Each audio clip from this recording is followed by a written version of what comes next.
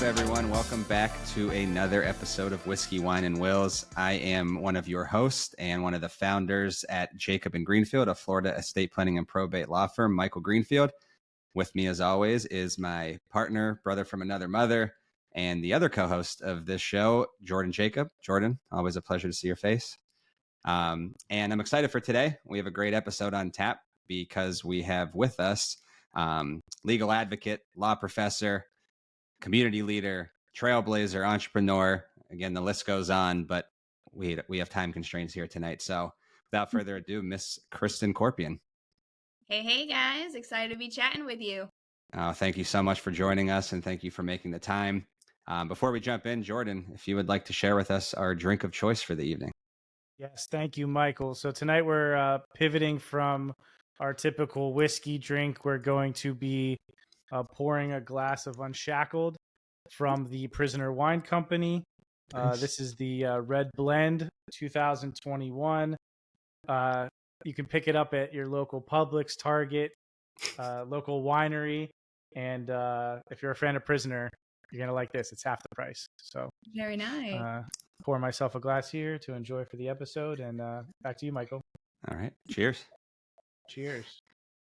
All right, Kristen. Well, to jump back in, if you'd like to, if you could tell the audience a little bit about yourself, what you do, who you are. I know you have some very exciting news to share about your firm and your career currently. So please go ahead.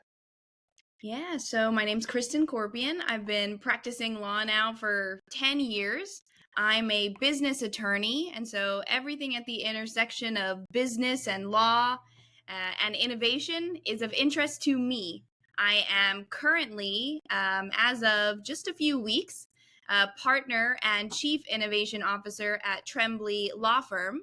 But just before that, Tremblay acquired the firm that I built over the past 4 years, which was Corp Law. So a lot of exciting developments going on for me and interesting business growth, to build something from scratch and then go through that process of having it be acquired, merging your team with another. It's exciting stuff. Well, congratulations. Congratulations to you. That's Thank exciting. You. That. Awesome. So, Kristen, I've known you for a long time. We go back several years to back when I was in big law and I was looking to make my escape. All three of us on this call are actually recovering big law attorneys, as I think they call us. We've all started something on our own. So with that, have you, is there any advice you'd want to give to younger attorneys out there, younger professionals in any industry based on your journey, whether that be options other than big law or starting your own practice, starting your own business, or anything else? Yes, it might not be what you'd think, though. Okay. So in hindsight, when I was going through the corporate grind, like 24 years old, right out of law school, I got the dream big law job, and I honestly wasn't happy there. I kind of hated it. When I was going through it, there was a lot of blaming everyone else. This person I'm working with that's a jerk, or this or that. Now being a bit removed from that experience, a little older, a little wiser, I think it's really important to remember that everyone has 100% accountability. So true, there should be corporate responsibility. True, no one should be a toxic asshole in the workplace, and big law has a lot of those. But we can only control what we do. And I think there have been times in my life when I've fallen into sort of a victim mentality, which I'm really against and like to avoid working with people who are just kind of blaming everyone else for the circumstances they're in. You're in charge of your own happiness. And sometimes, you have to do what you got to do to get yourself out of a bad situation. And it can be hard when you're in that place of blaming everyone else to realize that. I know if someone would have told me at that point, you're being a victim, I probably would have told them to go F themselves. But now I can tell myself, my younger self, there was a lot you could have done differently. You should have known. You would have never been happy in this work environment. And it's on you to find a work environment you're going to be happy in. That's a great point. And I was definitely guilty of that when I was a young associate like you, of having that victim mindset. And I still think I do sometimes when I look back to my prior career days, as Jordan's probably laughing because he knows, but I'm trying to do better with it. But I think that is really great advice to give to, I wish I could have given it to my younger self, but the younger attorneys or professionals of any sort. If it's a bad situation for you, you have really no one to blame but yourself. You got to move on, find that next thing. And that can be easier said than done. But I definitely appreciate that advice and wish you would have told that to me 11 years ago. So, but when I started out, but hey, we all have to live and learn. So, so tell us a little bit though, jumping back to a little bit about your typical clientele, who your typical client is, who you like to work with, what your practice really focuses on. Yeah, so I was raised by a single mom who is also a small business owner. She actually just retired this year, so I'm very happy for her. But now my sister and I have both explored entrepreneurship, and I've really got just a sweet spot and a love for people who start small businesses. I know what goes into it, how hard it is, and I just respect it as like the backbone of our country. I also very much like, the underdog story. And so working with small businesses, whether it's like pre-revenue generating startup phase or a little bit more established, a small business of 50 to 100 employees, that's really the sweet spot for me, making sure that they're protected, everything from like contracts to business disputes. I love all that stuff. Great. Yeah, we love that too, because we work with a lot of business owners and entrepreneurs at the startup phase. So we assist them in getting off the ground. So we definitely appreciate those people as well. And we are them. I mean, I started this firm 7 years ago, and Michael and I, as a partnership, we're still, consider ourselves a small business, and so we definitely respect and appreciate those people as well. Absolutely. Yeah.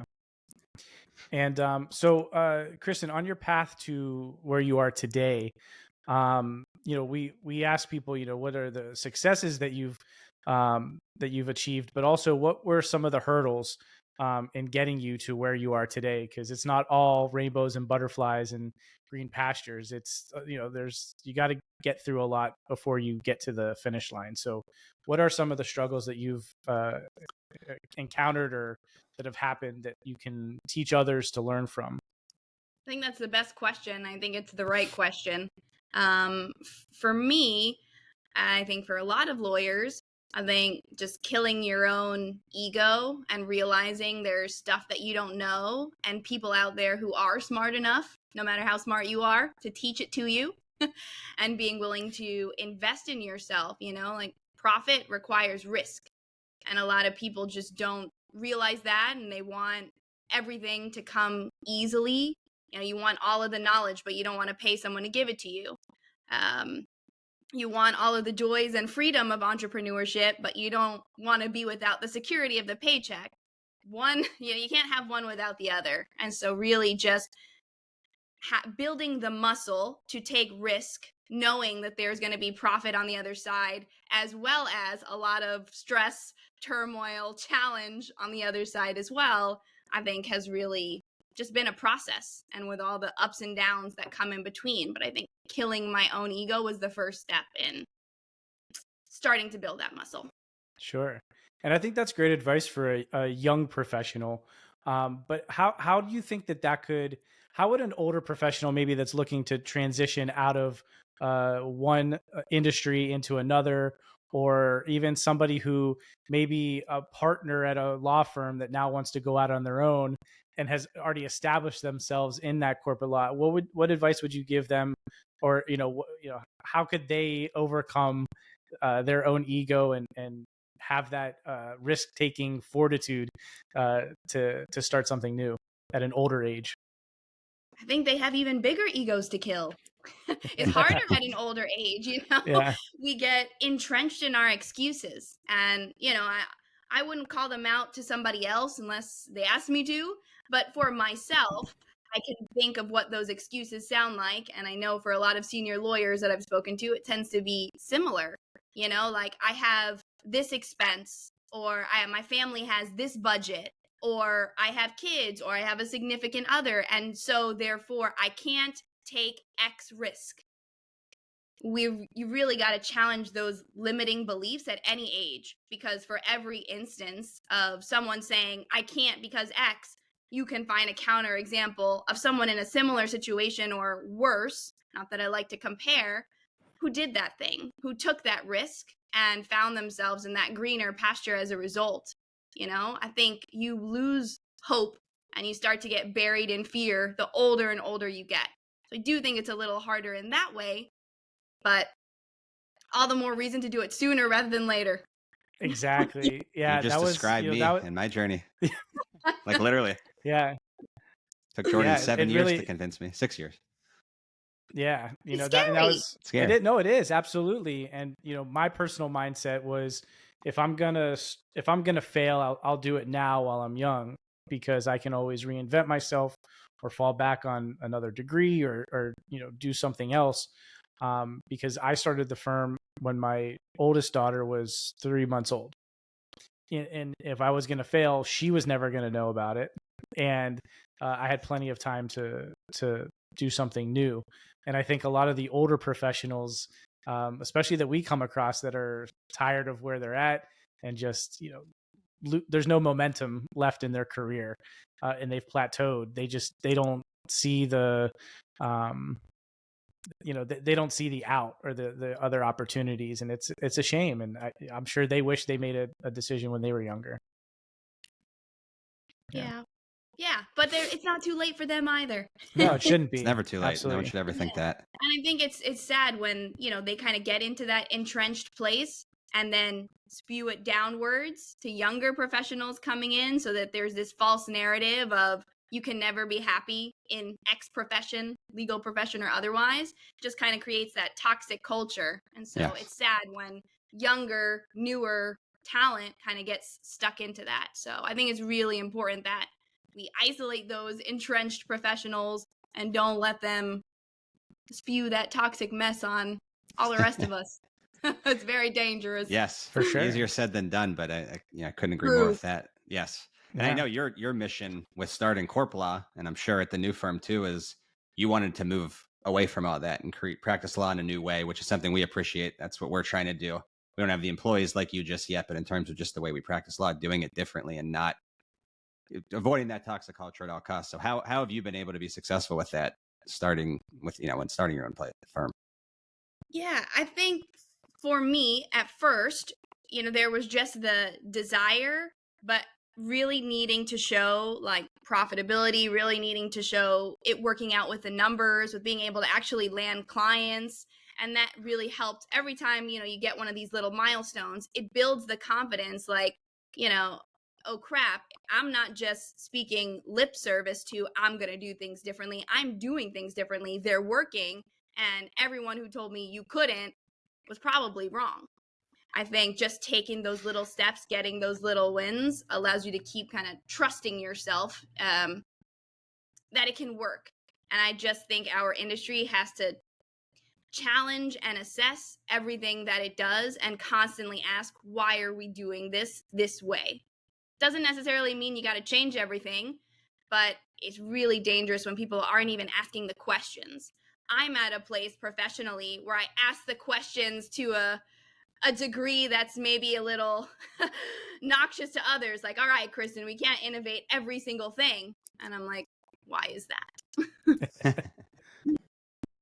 Yeah, absolutely. Sure. And so shifting from the professional side to the personal side, what are some of the lessons that you've been taught in your life from older generations? You said you had a single mother who was an entrepreneur herself, or a small business owner herself. What are some of the lessons that have been passed down to you that you utilize today in your everyday life, and or what you want to pass on to future generations?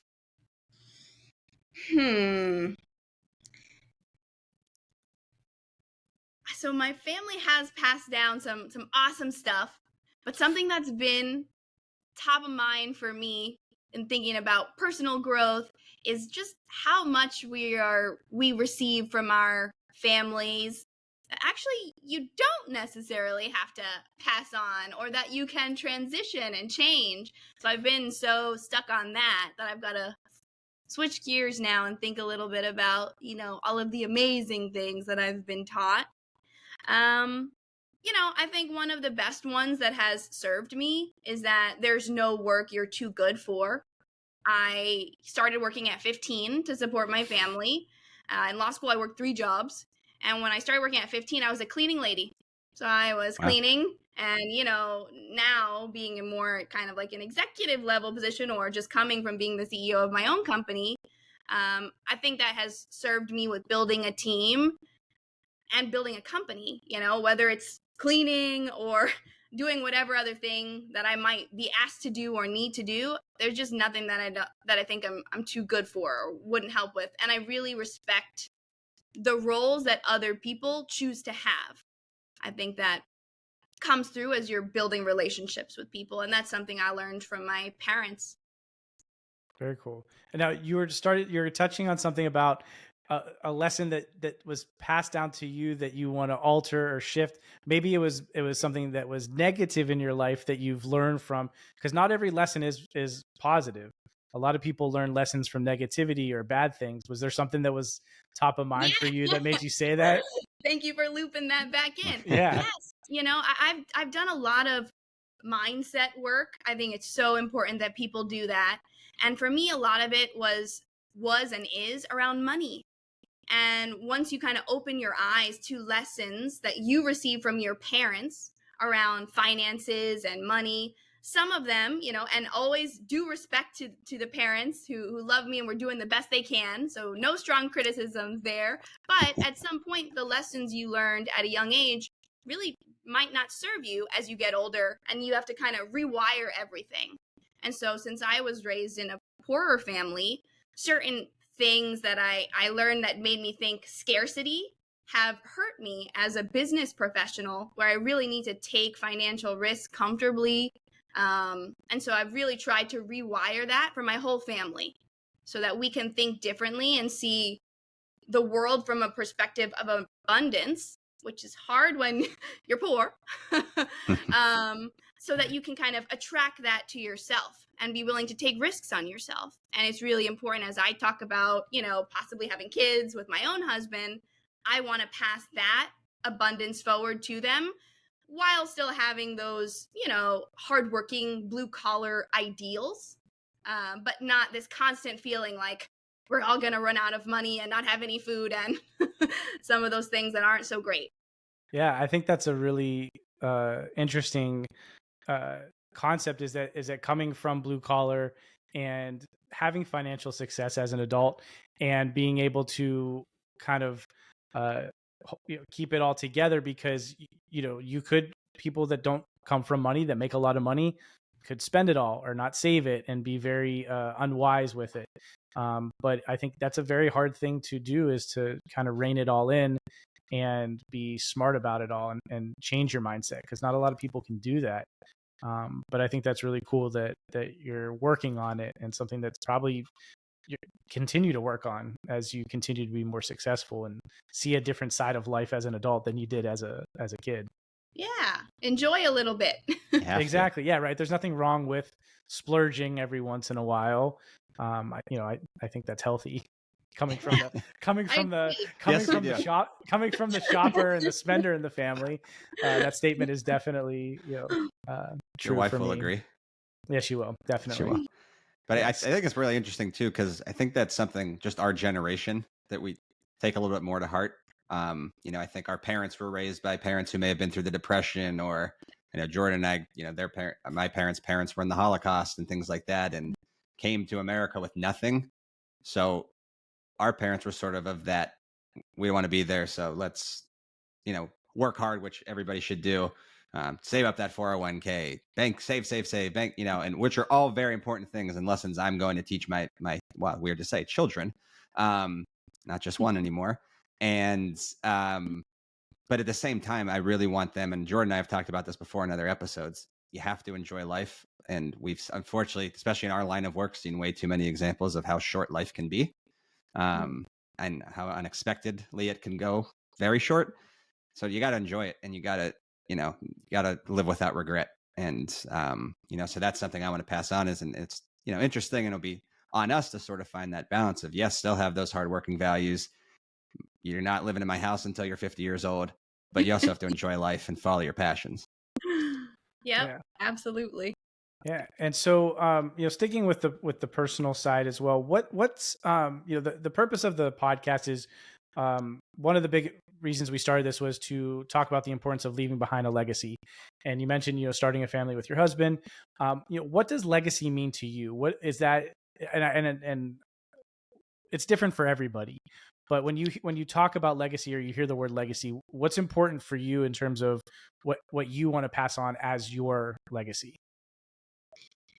Yeah, part of some of the things that we're kind of talking about here, I just don't think every family has really thought through and fully appreciated the depth of a lot of how we frame the world and think about it is passed down generation to generation. And so if you really want to change your family's future, you've got to sort of reset certain bones and how you all view things and pass that on. So that's a big part of my legacy, is making sure that my family is thinking about the world from more of an abundant standpoint. And I don't mean that just in terms of monetarily, I mean that in terms of experiences, but also on top of mindset. Maybe it's because I'm a lawyer, or just because I've been the person in my family that tends to be the master organizer of things. I think it's really important that, there's at least one person in the family that plans everything out and is looking at the world 50 years, 100 years, beyond where you're at. Death is a part of life. And my dad passed away my first year of law school. I was the oldest. My parents were divorced. And so he didn't have anything. I had to sort through all that. And it's important to me that those around me, kids or otherwise, don't have to, on top of struggling if something were to happen to me, kind of worry about setting all those dominoes up. So part of legacy for me, hopefully valued by my family, is being the person who organizes all of that, not only for me, but for those around me. Not in a way that is negative, but just like, hey, this is something we got to deal with. I don't mind doing the administrative work of helping us through it. Cool. You're like music to the ears of the estate planning attorneys on the call with everything you just said. What you guys do. It really is. And I think it's one of those things that it's so tough because you don't want to think about it. Yeah. It's hard to think about anyone around you or yourself not being around. But I can tell you from experience, when something bad does happen, it would be nice to just have those things organized. For sure. It's even more true when you have kids. It's just like it's always a thought, always unavoidable. But it also drives you. I think, at least for me, motivates me every day for sure. Definitely. I've wanted to do it the last few times that we've had the podcast, and I want to do like speed rounds with our client, with our guests, where we just rattle off, like, you have like no time to think. I want the first thing that comes to mind. Just we're gonna do a speed round, and so just blurt out whatever comes to mind. All right. Yay. Okay. Nice. All right. Are we ready, Michael? Go. All right. Here we go. All right. Favorite movie. Blurt out whatever comes to mind. More recently, Everything is Everywhere All at Once. Cool. All right. Favorite food in Miami. There is a bar on Miami Beach, restaurant called Drunken Dragon. Love it. All right. Sushi or Thai? Ooh, hard question. Sushi. All right. If you weren't a lawyer, what would you be doing? A version of what I'm doing now. Entrepreneurship. Running businesses. Love it. Range Rover or Rolls Royce? Range Rover. Why?